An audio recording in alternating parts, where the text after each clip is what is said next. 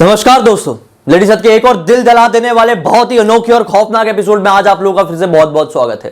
दोस्तों आज के इस एपिसोड में मैं आप सभी लोगों के सामने लेके आ गया हूं फादर्स डे स्पेशल पे एक बहुत ही खतरनाक, हैरान कर देने वाली छलावा की कहानी। आज ज्यादा चिल्लाऊंगा नहीं, गले में दर्द हो जाता है। दोस्तों ये कहानी है आज से तकरीबन 7 साल पहले की, यानी कि सन 2014 के आसपास की। 2014 के आसपास मुंबई में रहता था एक ब्रिजेश नाम का लड़का अपने एक परिवार के साथ। वो परिवार के लोग अपर मिडिल क्लास के लोग थे। जो जिंदगी में चाहता था वो सब कुछ उसके डैड उसको देते थे।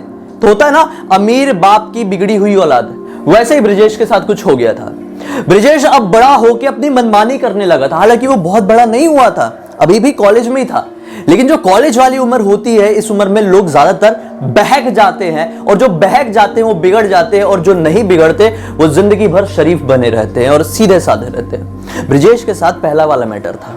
ब्रिजेश हर बात में अपने पिताजी से बहस करता था, झगड़े करता था और पिटाई खाता था, और अपने मां के बहुत ज्यादा क्लोज था।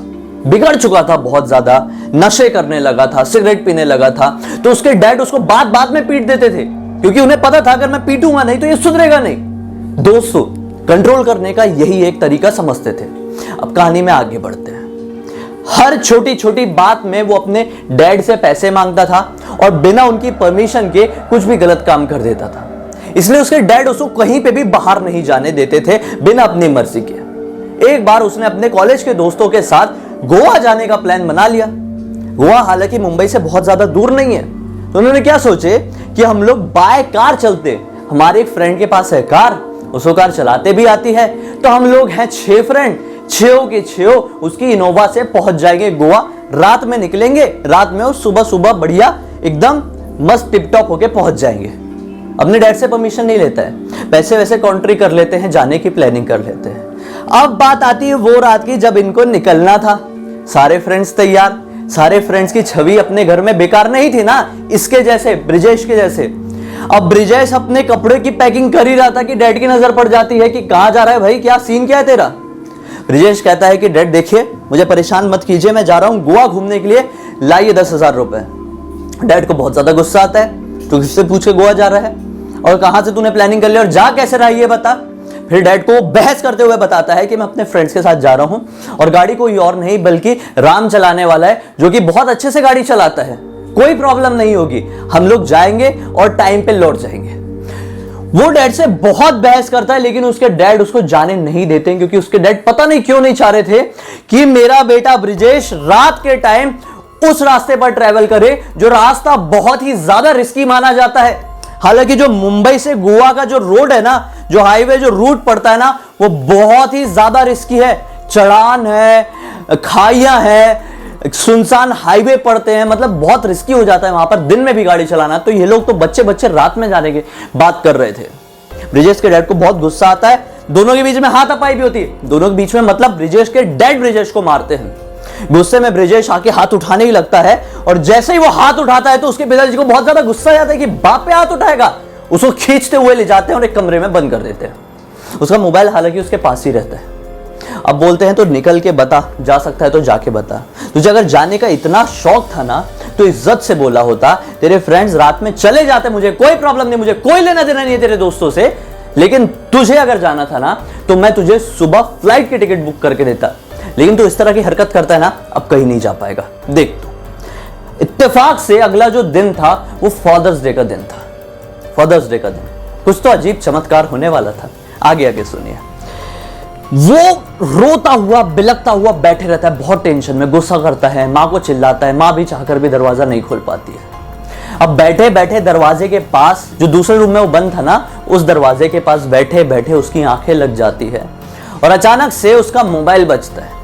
मोबाइल बजता है तो मोबाइल में देखता है, अरे सुबह के 6:30 बज चुके हैं। ये सारा मैटर तो लगभग रात के 10 बजे के आसपास हुआ था। फोन में आया रहता है उसकी एक बहुत ही क्लोज फ्रेंड का फोन। वो सोचता है कि इतने सुबह तो ये कभी फोन नहीं करती है। वो फोन उठाता है, वो कहती है कि तुम ठीक तो हो ना। उसका पहला ही वर्ड, छूटते से ही पहला वर्ड ये था कि तुम ठीक तो हो ना, बाकी के लोग कहां हैं, मुझे तुम लोगों की बहुत फिक्र हो रही है।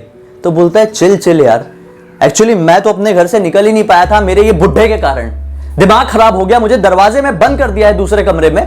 मेरे सारे फ्रेंड्स लोग शायद गोवा अब तक पहुंच भी गए होंगे और एंजॉय करना शुरू भी कर दिए होंगे। वहां से वो बहुत परेशान, उसको कहती है कि शुक्र है तुम वहां पर नहीं गए। बोलते हैं कैसे बात कर रहे हो, हमारी प्लानिंग बहुत दिन से बन रही थी और तुम क्या शुक्र है फुक्र है बोल रही हो। वो बताती है कि सुनो असली मैटर क्या हुआ कल रात में। दरअसल जब वो गाड़ी से निकले ही थे, वो एक सुनसान हाईवे में पहुंचे ही थे कि उन लोगों की गाड़ी ना जाने अपने आप बंद पड़ गई थी, जबकि वो नई गाड़ी थी फिर भी अपने आप बंद पड़ गई थी।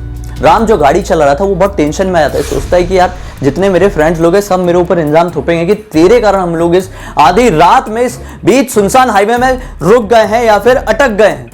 वो बोलता है कि यार शायद गाड़ी में कुछ इशू है और मैं जानता हूँ आगे एक मैकेनिक की शॉप है, मैं मैकेनिक को लेके आता हूँ। हालांकि उसको किसी मैकेनिक के बारे में कुछ नहीं पता था। उस रास्ते में सब लोग गाड़ी में रुके रहते हैं। राम गाड़ी से निकलता है और तकरीबन आधा किलोमीटर आगे बढ़ता है किसी की हेल्प की तलाश में कि उसकी नजर राइट साइड में, रोड के राइट साइड में एक आदमी पर पड़ती है जो कि थोड़ा जो झाड़ी वाड़ी इलाका होता है ना वहां पे खड़ा था। वो आदमी की हाइट विश्वास नहीं मानोगे तकरीबन 6.5 फीट की रही होगी। कितना लंबा रहा होगा सोचो, 6.5 फीट का आदमी, बॉडी बिल्डर जैसा दिखने वाला, काले रंग का पूरा गाउन पहना हुआ था जैसी लेडी से पहनती है। वो राम बहुत ज्यादा टेंशन में आता है कि इस तरह का क्या आदमी कर रहा है यार यहाँ पे। जब वो हल्का उसके पास बढ़ने की कोशिश करता है तो अचानक से उस आदमी के कंधे पर उसकी नजर पड़ती है। कंधे पर बैठा हुआ था बाज। वो बहुत ज्यादा घबरा जाता है। वो सोचता है कि चलो यार छोड़ो, ऐसे लोगों से मदद क्या लेना। वो रिटर्न होने ही लगता है कि वो आदमी पलट जाता है और आदमी जैसे ही उसकी तरफ पलटता है ना तो उसका चेहरा देख के राम हक्का बक्का रह जाता है। उसका चेहरा पूरा आधा जला हुआ था, उसके ये साइड के लगभग पूरे दांत टूटे हुए थे और आंखें इतनी लाल लाल अपने चेहरे से बाहर निकल रही थी कि कोई भी उसे देखे ना तो बेहोश हो जाए। राम तो थोड़ा हिम्मत वाला था इसलिए अपने आप को संभाल लिया था। वो बोलता है कि क्या हुआ, क्या टेंशन है। वो घबराते हुए बोलता है कुछ नहीं, हमारी गाड़ी खराब हो गई थी। वो बोलता है कि खराब हो गई तो क्या फिक्र है, चलो तुमसे गाड़ी चालू नहीं होगी मुझसे हो जाएगी। वो बोलता है ये आपका चेहरा क्या हुआ। वो बोलता है कुछ नहीं, मेरा ना यहाँ पर एक्सीडेंट हो गया था और अभी जो है मेरा घर वर नहीं है इसलिए मैं जंगल में ही रहता हूँ। तो राम और भी ज़्यादा घबरा जाता है, लेकिन वो बोलता है कि एक्सीडेंट भले ही हुआ था, मैं एक्सीडेंट से बहुत कुछ सीख गया हूँ, तुम फिक्र मत करो, मैं सेफली गाड़ी चलाकर तुम्हें छोड़ दूंगा, इसी बहाने मैं भी गोवा पहुंच जाऊंगा। राम कुछ कह नहीं पाता है क्योंकि इतना लंबा चौड़ा इंसान एक बच्चे के सामने खड़ा है तो उसका अलग ही दबदबा दिखता है। वो बिना कुछ बहस किए बस आगे बढ़ जाता है जैसे वो ऑर्डर चला रहा है। उनकी गाड़ी तक पहुंचता है, सब लोग उसको देख के घबरा जाते हैं। जैसे वो गाड़ी का दरवाजा खोलता है उसके कंधे में जो बाज बैठा हुआ था ना वो हवा में उड़ जाता है। वो गाड़ी में बैठता है, सब लोग की धक धक धक धक धक धक धक धक धक हार्ट बीट बढ़ी हुई रहती है। वो गाड़ी चलाना शुरू करता है, बहुत ही नॉर्मल गाड़ी चला रहा था। गाड़ी चलाना शुरू करता ही है कि विदिन 5 मिनट्स पता नहीं कैसे सभी लोगों को नींद आ जाती है और जैसे ही सभी लोगों को नींद आती है सामने से बजता है एक जोरों का हॉर्न, लाइट चमकती है और गाड़ी में इतनी जोर का झटका पड़ता है जिसकी कोई लिमिट नहीं, मानो कि गाड़ी ब्लास्ट हो गई हो। गाड़ी ब्लास्ट नहीं, कहीं ठुकी थी और इतनी बुरी तरह से ठुकी थी ना कि सबको बहुत गंदी तरह से चोट आती है। राम हल्का फुल्का होश में था, धीरे धीरे उसका विजन ब्लर होता है और आंखें बंद होती है। आंखें खुलती है तो अपने आप को हॉस्पिटल में पाता है। वो अपने सवालों के जवाब चाहता था। उसके फ्रेंड्स कहाँ थे, वो आदमी कहाँ था जो गाड़ी चला रहा था जिसकी वजह से एक्सीडेंट हुआ था, वो आदमी गाड़ी में बैठा था तो क्यों उन लोगों को नींद आ गई थी 5 मिनट के अंदर सभी के सभी लोगों को। तब जाकर एक नर्स वहां पर पहुंचती है। नर्स से वो सवाल करता है कि एक्सक्यूज मी, जो मेरे दोस्त थे वो कहाँ पे है। नर्स बता देती है कि तुम्हारे सारे फ्रेंड्स, चारों की चारों फ्रेंड्स जो तुम्हारे साथ आए थे ना वो आईसीयू में है और बहुत ही क्रिटिकल सिचुएशन में बने हुए हैं। बच पाना बहुत ज्यादा मुश्किल है। उसकी हार्ट बीट और ज्यादा तेज हो जाती है, वो और भी ज्यादा घबरा जाता है, गुस्से में आता है। उसका हालांकि सिर्फ और सिर्फ पैर ही फ्रैक्चर हुआ था। गुस्से में आकर पूछता है कि वो आदमी कहाँ था, वो लंबा सा आदमी जो हमारी गाड़ी में ड्राइविंग की सीट पर बैठा हुआ था, बताइए उसके बारे में। नर्स सुन के हैरान हो जाती, बोलती कौन सा आदमी। वो तो गाड़ी में सिर्फ आप 5 ही लोग थे जो आपको यहाँ पर छोड़ के गया। उस आदमी ने तो किसी भी लंबे चौड़े आदमी का जिक्र नहीं किया।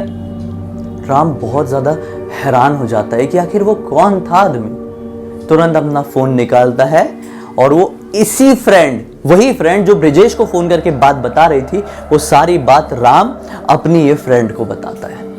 तब जाके वो फ्रेंड ब्रिजेश को फ़ोन लगाई थी उसका हाल चाल पूछने। वो घबरा बहुत ज़्यादा गई थी ना, इसलिए उसने नहीं पूछी थी कि कौन कौन गाड़ी में थे। और किस्मत थी कि ब्रिजेश उस गाड़ी में नहीं था, सेफली अपने घर में था। किसकी वजह से? शायद अपने डैड की वजह से। सुबह होती उसकी माँ दरवाज़ा खोलती, वो बाहर निकलता है और सारी बातें वो अपनी माँ से बताता है। माँ छूटते से ही ये जवाब दे देती है कि वो किसी और का नहीं बल्कि छलावा का काम था। ब्रिजेश छलावा के बारे में जानना चाहता था कि आखिर छलावा क्या होता है। माँ सब कुछ एक्सप्लेन करती है। अगर आप लोग भी ये जानना चाहते हैं कि छलावा आखिर होता क्या है तो मैं इस वीडियो के डिस्क्रिप्शन बॉक्स में एक वीडियो की लिंक डालूंगा, जो मेरा ही एक वीडियो जहाँ पर मैंने डिटेल में बता रखा है कि छलावा आखिर चीज़ क्या होती है। बहुत ही अजीब, खौफनाक और दिल दहला देने वाली चीज़ होती है जो भूत नहीं होता है। मुझे उम्मीद है अगर वो वीडियो नहीं देखे होंगे तो ये वीडियो के डिस्क्रिप्शन बॉक्स में उसकी लिंक है, उसको क्लिक करके देख लीजिए। दोस्तों, कुछ भी हो, हमारे पेरेंट्स से चाहे हमारी बनती हो या ना बनती हो, अगर हमारे पेरेंट्स हमारे बारे में सोचते ना, अगर हमारी सेफ्टी के लिए इतना सा भी सोचते हैं ना, तो सच बता रहा हूँ, डायरेक्टली या इनडायरेक्टली हमें ईश्वर बचाता ही है, सेफ करके रखता ही है। हमारे पेरेंट्स की दुआएं आशीर्वाद बनकर हमेशा हमारे साथ रहती है। शायद ये उसकी किस्मत थी कि वो अपने डैड से झगड़ा किया और उस रात उस रूम में बंद हो गया। आज फादर्स डे था। फादर्स डे में वो अपने रूम से बाहर निकलता है और बिल्कुल स्पीचलेस था अपने डैड का चेहरा देख के। वो समझ जाता है कि इनडायरेक्टली यार मेरे डैड ने मेरी जान बचाए, क्योंकि उसको खुद से बहुत ज़्यादा प्यार था और बेशक सबको होता ही है। अपने डैड से वो जी खोल के, दिल खोल के बात करता है और उसके बाद से आज 7 साल बीत चुके हैं लगभग। ब्रिजेश की अपने डैड से लड़ाई नहीं हुई है, बहस नहीं करता है, नशे करना भी छोड़ दिया है। जो डैड चाहते थे अब जिंदगी में वही कर रहा है। उम्मीद है कि आप लोगों को मेरी आज की कहानी अच्छी लगी होगी। अच्छी लगी है तो इस वीडियो को लाइक करके, चैनल को सब्सक्राइब करके, बेल आइकन दबा के ऑल के ऑप्शन में क्लिक करना, क्योंकि इसी तरह के हैरान कर देने वाले वीडियोस मैं रेगुलरली लेके आते रहता हूँ। इंस्टाग्राम की लिंक इस वीडियो के डिस्क्रिप्शन बॉक्स में है, क्लिक करके डायरेक्टली वहां पर पहुंच जाइए। अब तक इस वीडियो को देखें तो लाइक करना आपका फर्ज बनता है। चलिए हम कल फिर से मिलते हैं, तब तक के लिए बहुत बहुत धन्यवाद। आपका दिन शुभ हो।